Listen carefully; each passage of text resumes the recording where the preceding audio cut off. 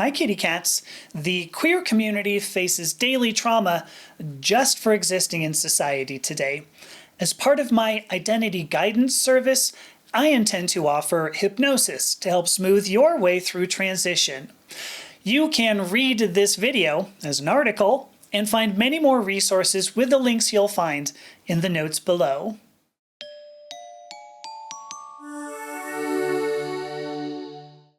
I began a course of education to become a consulting hypnotist in April 2025 because I see major opportunities to heal the queer community. Certainly, hypnosis offers benefit to all people, not just the queer community. But we in the queer community have particular needs only hypnosis can affect. By the end of June 2025, I intend to offer hypnosis as an additional service to my current program of one-on-one identity guidance.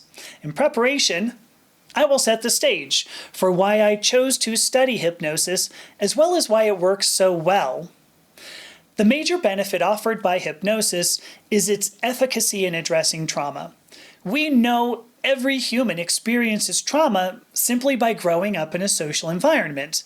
Whether we realize it or not, whether we believe what happened to us was traumatic or not, each of us carries around deep-seated patterns developed in childhood. We did not choose the values represented by these patterns. They were imposed upon us as children by our social environment.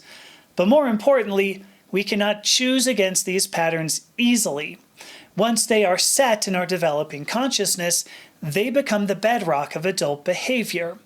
Psychotherapy recognizes each of us experiences trauma, but typically focuses on finding the trauma and explaining it, expecting the patient's symptoms to improve through rational explanation of what occurred. Here is where hypnosis distinguishes its mode of healing. With hypnosis, we can address only symptoms, not root causes.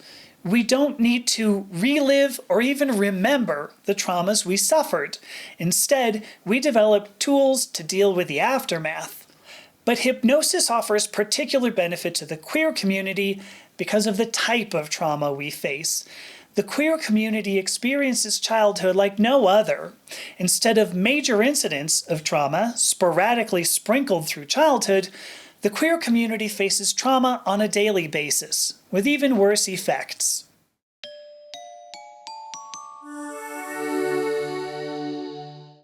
As children, every one of us is wounded, even when well-meaning people correct the behavior we choose. Not every trauma is intentional, nor is every trauma universally wounding. Our personal habits come under attack as we negotiate our social environment, leading to wounds that persist into patterns of behavior exhibited as adults. Queer children, however, face even more difficult times. We queer children behave in a way that challenges cisgender, heterosexual social norms and, worse, the Christian ethics prevailing in Western society. And when we are corrected, the pain we feel is not easily shrugged off. We are corrected not for whimsical childhood fancy, but for the people we know we are at the core. We are taught not only that our behavior is wrong, but that we as humans are wrong. As we queer children go through life, we feel this trauma every day. Our wounds become scars, and our scars become calluses crisscrossing our bodies to become armor. But we do not build armor for ourselves. No, we build armor to protect the world from the horror we are taught to believe ourselves to be. Every sideways glance, every father who refuses to hug us, every bully who takes our lunch money, every mean girl who sneers at our sneakers, every point, every laugh, every jeer, they fester. They echo in our ears until they join with all the rest into a silent susurration of disapproval for the despicable humans we are. This goes on, day after day, moon after moon, season after season, year after year, and it doesn't stop when we reach adulthood. By the time we reach adulthood, we know very well we are simply wrong, and we choose not to engage in the world. We further hamper our lives, increasing the risks of homelessness, joblessness, disease, and suicide. Growing up queer is a sentence, not to be considered lightly. Those who do intentionally harm us for our behavior realize not what they wreak. At least, they'd like to think they are doing the best for us as children.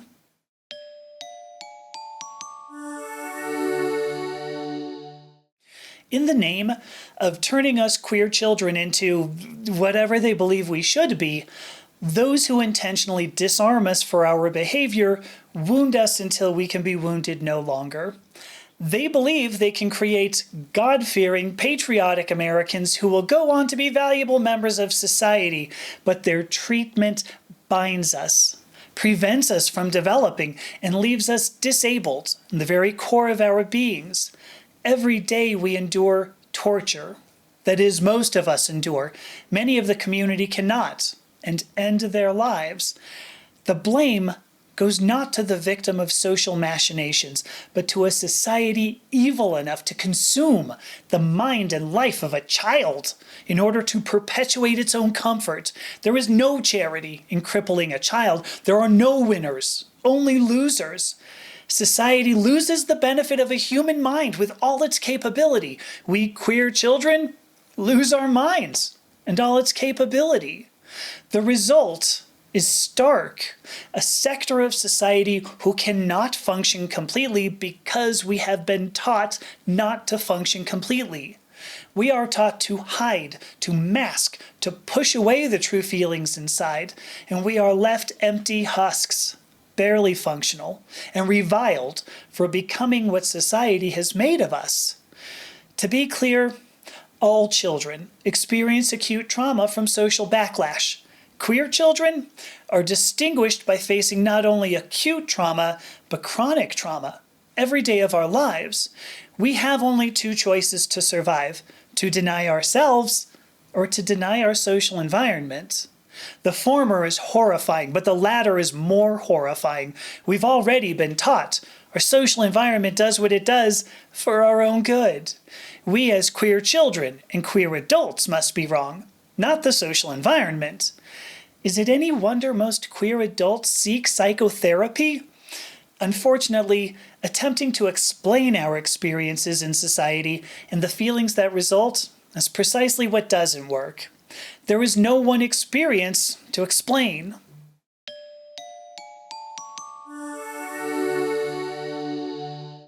With all respect to the field of psychotherapy, most practitioners will never understand what I mean. Allegedly, only 10% of global population self-identifies as queer, but statistics alone don't tell the whole story. Of that 10%, most of us believe we are worthless from the treatment we receive at the hands of our social environment. Most of us won't excel in school. Most of us won't advocate for ourselves at work or at home.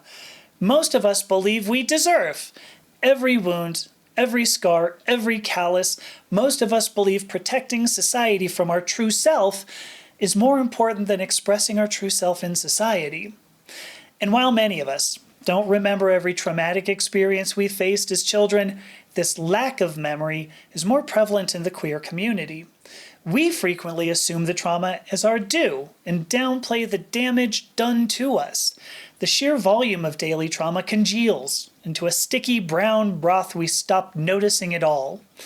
As a result, psychotherapy misunderstands our experience, addressing only isolated incidents of our wounding, not a lifestyle of chronic destructive behavior. But here is where hypnosis shines as a healing modality.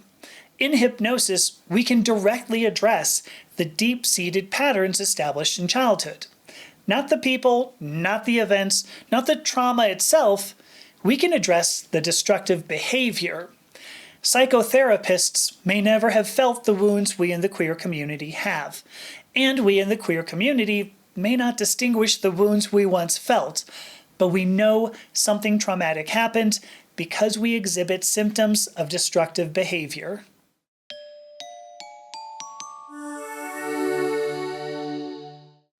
How does hypnosis affect us so profoundly? Further details will follow, but a summary will suffice at present. Our minds are composed of conscious and subconscious. While the conscious mind focuses on the present, the subconscious is rooted in the past, in our experience. The events we experienced manifest as behavioral patterns in the subconscious mind, to be delivered as action in response to what the subconscious sees through the lens of the conscious mind. These behavioral patterns may be healthy, but often they are unhealthy. We don't judge these patterns as we act. Our actions are simply what we know to be true and right from what we learned as children, even as we observe the destruction we cause in our lives through our behavior. But it is possible to speak directly with the subconscious mind while in hypnotic trance. We can find patterns of worthlessness and teach the subconscious that every baby is born pure, innocent, and worthy of love. Yes, even you when you were a baby. In hypnotic trance, we can find patterns of self-sabotage and teach the subconscious that every human mind is capable of far more than we ever imagine. Yes, even your mind, in your future. We in the queer community are particularly vulnerable to feelings of worthlessness and patterns of self-sabotage. We also carry trauma our whole lives for simply being the people we are in the society in which we live. There are many more techniques in the hypnotist's tool belt to address particular patterns of behavior and specific acute traumas. When we bypass the conscious mind, we can effect major changes in behavior within very short time frames. One of the almost magical tools we develop within hypnotic trance is called the anchor, a topic worthy of its own discussion in my next video. Talk soon. Bye.